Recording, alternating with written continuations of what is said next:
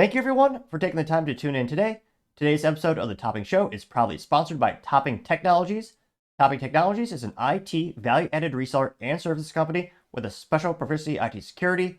Heck, I see their founder at least twice a day. Guys say he's quite handsome and brilliant. He's me, see, that's the joke. If you're an IT leader or business owner, you can reach out to the team at sales@toppingtechnologies.com. Also, still giving away a free flamethrower with every IT purchase. Yes, it does come with an adapter to attach to a standard Picatinny rail on an AR-15, as all awesome accessories can be. Go to toppingtechnologies.com and click the flamethrower button to learn more, or check out the body description of the episode. Lastly, trying to get to 4,000 subscribers by the end of the month, so if you can click that button and tell your friends, I would greatly appreciate it.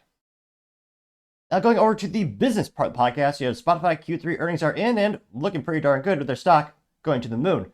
Granted, hindsight is always 20/20 when it comes to investing, so not investment advice, but let's look at their stock price first.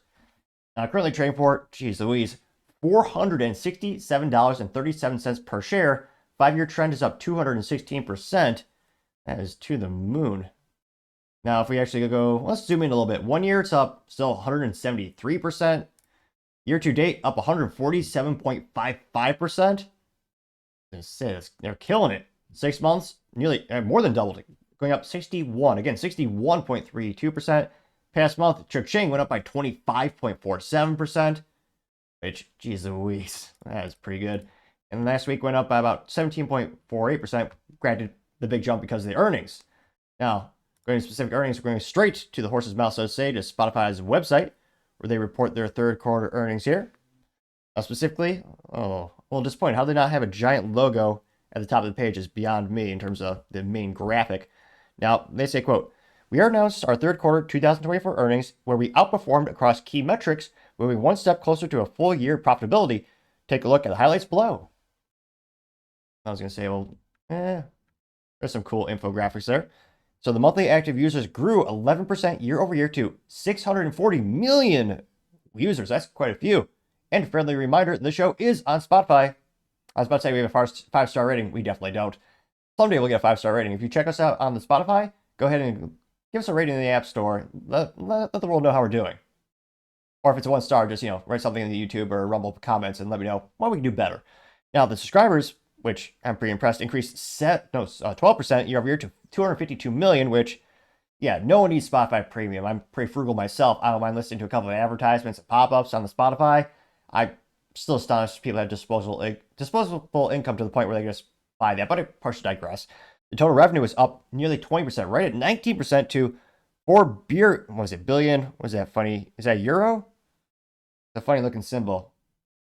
Pretty sure it is.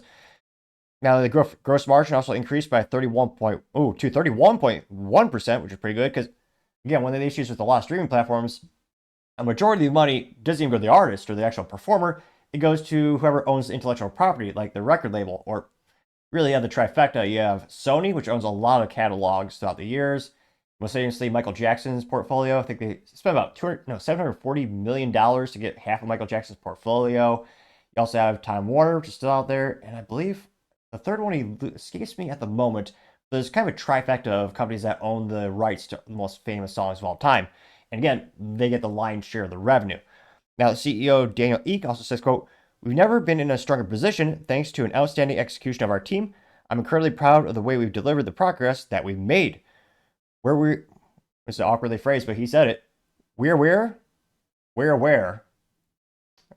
I guess it's grammatically correct, but awkward as all hell. And that's coming from me. So I reiterate, he says, quote, "We're where we set out to be, if not a little further, and on a steady path forward, achieving our long-term goals. This relentless pursuit of innovation and commitment towards growth sets up to deliver the most valuable user experience in the industry while reinforcing the core strengths that make Spotify unique. I'm very excited about what lies ahead for us." Which, I was going to say, they're bragging about having a growing day list now available to free and premium users, which I didn't even know that was a thing. And I got a couple interesting things. They got a new AI DJ in Spanish called Livy. In fact, it's not called Jorge or something like that. It's just terrible marketing. I mean, I'm Hispanic. I would have found that hilarious. You're going to have more audiobooks on there, including access to up to 200,000 more titles. So pretty good to Spotify to be growing this much. I mean, I can't but think kind of like the S&P 500 being propped up by Nvidia. I can't help but think Spotify is basically propped up by Joe Rogan because that's really what they've become known for. Partially because they got the exclusivity contract last year. Well, now it's where they have exclusive rights to the advertising, but they actually have Joe Rogan on many platforms now. But again, Spotify is the one that actually does the advertising for Joe. They give him a cut. So, I mean, I still think Spotify is known for that. Truth be told, I only downloaded Spotify. I should say to listen to the Topping Show, but I'm not that narcissistic.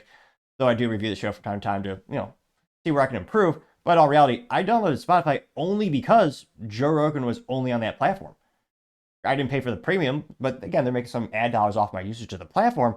But to me, that's still the number one thing. They've spent a lot of money on exclusive deals with other creators. I don't think any of them actually made them a profit. Most famously, they got deals with the Obamas, as well as, what's that terrible actress from Suits everyone hates?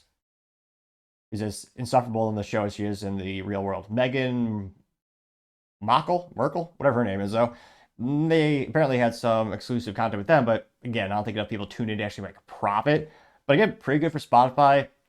It'll be interesting to see if their most predominant, podcast platform. I still can't believe Google got rid of their podcast platform or their legacy one, which that used to be one of the ones that I used back when I would, for my podcast needs, but they've, killed that.